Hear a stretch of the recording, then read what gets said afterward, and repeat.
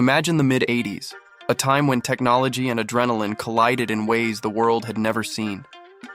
Racetracks were becoming laboratories, and garages were turning into dream factories for speed-obsessed engineers. Out of this chaos came a new idea. What if the feel of a professional racer's machine could be distilled into something you could actually ride home? Imagine metal so light it seemed impossible, engines that sang at 5 figures, and styling that looked more at home in the pit lane than on Main Street. It wasn't just a new motorcycle, it was a declaration that the boundary between competition and commuting no longer existed. This was the spark that would redefine performance, and the ripple effect would echo for decades, changing how riders saw themselves and how the industry defined what a sport bike could be. Hit like, subscribe, and tell us in the comments what machine you want to see dissected next. The 1985 Suzuki GSX-R750 didn't just arrive, it detonated. In a decade when motorcycles were getting faster but also heavier and more complicated, Suzuki took a wildly different path. The company's engineers asked a simple, radical question. What if a production motorcycle could be as close as possible to a true endurance racer?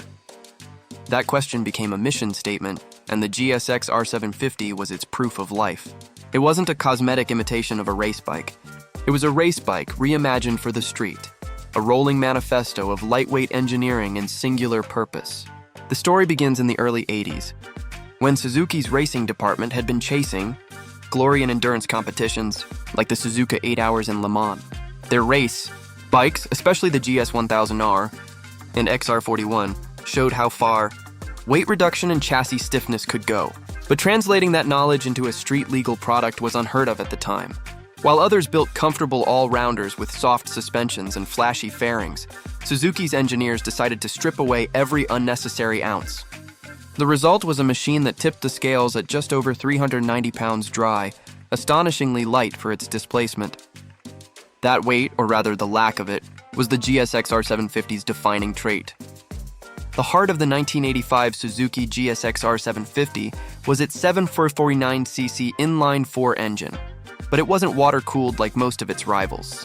Suzuki developed an oil-cooled system called SAX, the Suzuki Advanced Cooling System, which used engine oil circulated through dedicated coolers to manage heat. This allowed the engine to rev high, stay compact, and shed the bulk that came with radiators and coolant systems. It wasn't just clever, it was pragmatic engineering born from endurance racing, where reliability and weight mattered as much as outright power. At 100 horsepower, the GSX-R750 wasn't the most powerful bike in the world, but it didn't need to be. Power to weight became its secret weapon, and the riding experience was immediate, visceral, and demanding. Riders described the first GSX-R750 as both exhilarating and intimidating. Its clip-on handlebars, rear-set foot pegs, and full fairing meant it wasn't built for comfort. It was built for speed. But for enthusiasts who had grown tired of heavy, soft sport tourers, this bike was a revelation. It didn't just mimic the look of a racer, it made you feel like one. The aluminum frame, a first for a mass-produced motorcycle, delivered unprecedented rigidity. Compared to the steel frames of the era, it cut nearly 20 pounds while dramatically improving handling. Suzuki called it the full floater suspension system, a linkage setup derived from its factory race bikes that kept the rear tire glued to the pavement under brutal acceleration or hard braking. Every design choice was intentional. The twin headlights weren't just a styling cue, they were lifted directly from Suzuki's endurance racers. The blue and white livery wasn't a marketing gimmick. It was Suzuki's racing identity, worn proudly. And the bodywork, designed through extensive wind tunnel testing, wasn't about beauty, it was about speed. What made the 1985 Suzuki GSX-R750 truly revolutionary, though, wasn't any single component. It was how all of them worked together to create something greater than the sum of its parts. This was the first time a manufacturer had offered the public a genuine race replica. Not a tuned-up commuter, not a flashy poser bike, but a focused performance tool. In Japan, Europe, and eventually the United States, it became an instant sensation. Riders lined up not just to buy it, but to experience what had previously been off-limits. That razor's edge where control and chaos meet. Yet behind the success lay enormous risk. Suzuki's gamble on the GSX-R750 required rethinking manufacturing from the ground up. Aluminum frames were expensive to produce and challenging to weld precisely. Oil cooling was untested in a mass-market environment, and a bike this aggressive risked alienating casual riders. But Suzuki wasn't aiming for everyone. It was aiming for the few who wanted everything. That strategy worked, turning the GSX-R750 into both a cultural and technical milestone. For engineers, it was validation. For riders, it was liberation. The GSX-R750 symbolized the end of the compromise era and the beginning of something purer, faster, and far more dangerous to the status quo. What followed was a wave of imitation, innovation, and obsession that would change sport motorcycling forever. And that's where the story deepens. By the time the 1985 Suzuki GSX-R750 hit showrooms, the motorcycle world had never seen anything like it.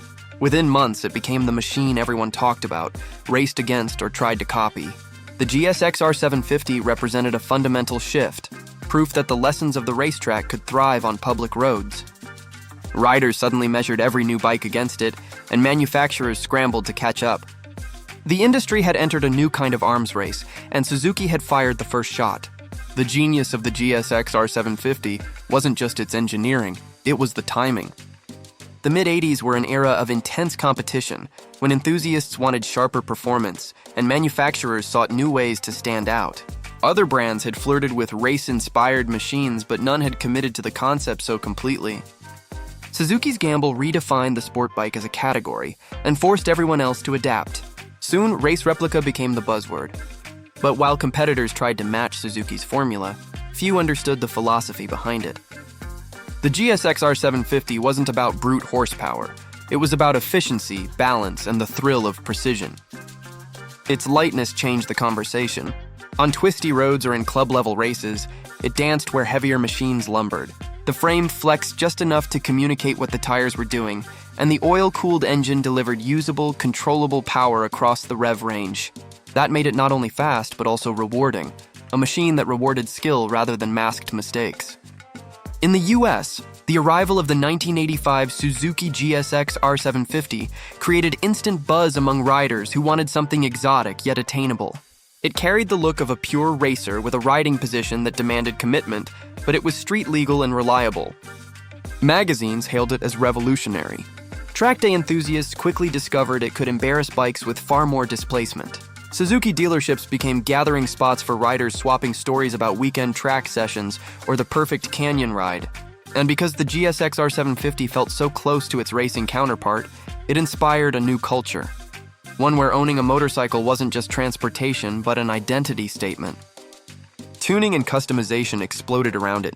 Racers and hobbyists alike experimented with exhaust systems, jet kits, suspension tweaks, and bodywork mods. The GSX-R750 became the foundation for countless privateer racing efforts. Its aluminum frame and compact motor made it a dream platform for modification, and aftermarket suppliers rushed to keep up. You could build a GSX-R750 to suit any vision: street screamer, track weapon, or endurance racer. Suzuki had unwittingly created a modular legend, one that could evolve endlessly in the hands of enthusiasts. Meanwhile, its success reshaped professional motorsport. In endurance racing, the GSX-R750 proved its DNA immediately. Lightweight yet durable, it conquered long-distance events that punished even the most robust machines. It didn't just survive the track, it dominated. Privateer teams embraced it because it offered the performance of a factory racer without the fragility or price tag. And every victory reinforced the bike's street credibility, feeding the legend further. Still, not everyone loved the GSX-R750. Some riders criticized its harsh suspension, aggressive ergonomics, and lack of comfort. In urban riding, it was a demanding companion. The same precision that made it unbeatable on the track made it tiring on city streets. But that was part of its identity. It wasn't built to compromise. If you wanted comfort, you bought something else. The GSX-R750 existed to make you faster, sharper, more connected to the road or track. And that purity became its greatest marketing tool. In the years that followed, Suzuki refined the GSX-R750, improving reliability and broadening appeal without losing its soul. Yet the 1985 original remained a benchmark, a reminder of the moment when motorcycles took a decisive leap forward. Rival brands soon released their own race replicas, borrowing heavily from Suzuki's ideas. They built aluminum frames, adopted aerodynamic fairings, and pursued weight reduction as an obsession. But the first impression is always the strongest, and Suzuki had already captured the imagination of a generation. By 1986 and beyond, entire classes of sport bikes existed because of this one machine. The GSX-R750 made performance accessible and aspirational at the same time. It bridged the gap between the professional racer and the weekend enthusiast, and that connection would shape motorcycling culture for decades. Its influence extended far beyond specifications. In garages across America, it became the poster child for what a true sport bike should feel like: raw, mechanical, and honest. For many riders, owning one was more than pride. It was participation in a movement.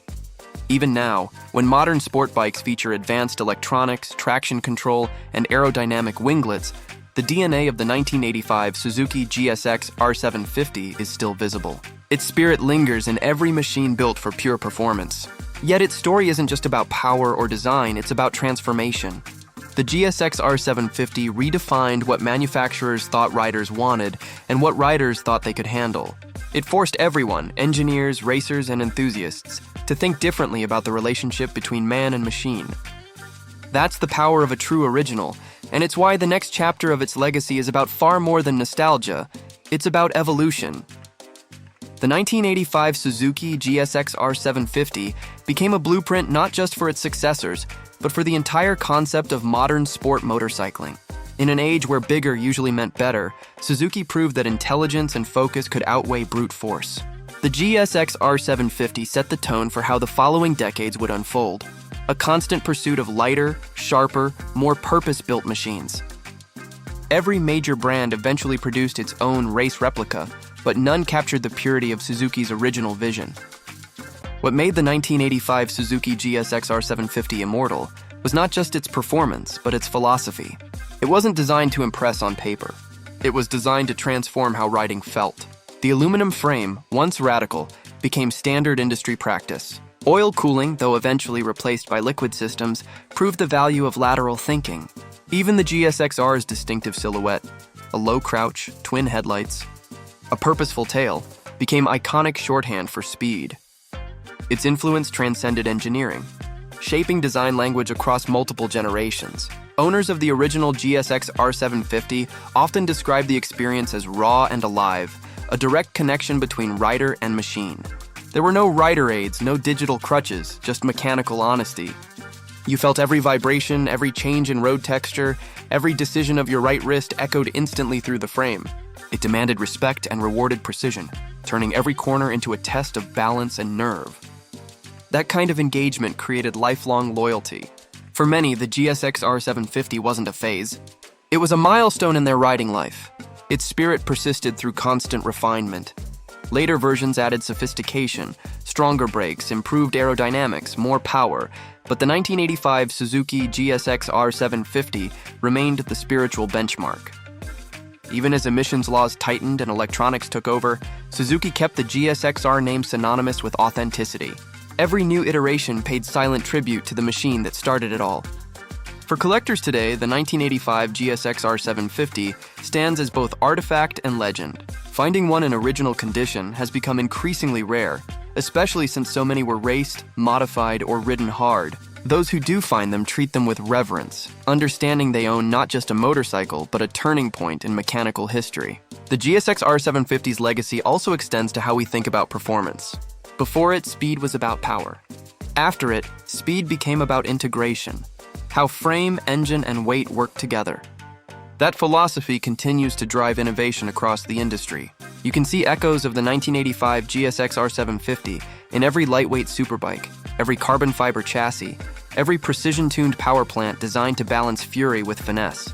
Its DNA runs through everything from track machines to high-performance street models, a reminder that one breakthrough can alter the direction of an entire industry. For riders who never experienced the original, the GSX-R750 still offers lessons. It teaches that simplicity and focus can create magic, that technology should serve experience, not overshadow it, that great design isn't just about numbers, but about feel. It's a reminder that machines can be both tools and teachers. To swing a leg over one even today is to step back into a moment when the future of motorcycling was being rewritten in real time. The 1985 Suzuki GSX-R750 wasn't built to be a collectible, it was built to win. But time has transformed it into something more profound, a symbol of daring creativity, of engineering courage, and of how one company's obsession with the racetrack changed what was possible on the road.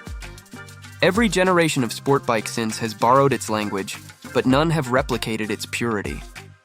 The story of the GSX-R750 is not just about what it did in 1985. It's about how it continues to whisper to every rider who chases that perfect lap or perfect corner, reminding them where it all began. And as long as that pursuit exists, the legacy of the 1985 Suzuki GSX-R750 will never fade. It will keep evolving, just as it always has. The 1985 Suzuki GSX-R750 remains one of the most important motorcycles ever built, an unfiltered moment in time when vision, risk, and engineering converged to redefine what performance meant. For US riders and collectors, understanding its value means appreciating what it represents. The GSX-R750 wasn't just fast, it was a turning point that made speed and precision accessible beyond the racetrack. In today's market, finding an original 1985 model is a challenge. Many were raced, modified, or simply ridden into the ground because that's what they were built for. Clean, unmolested examples can fetch premium prices, often surpassing far newer machines in collector circles.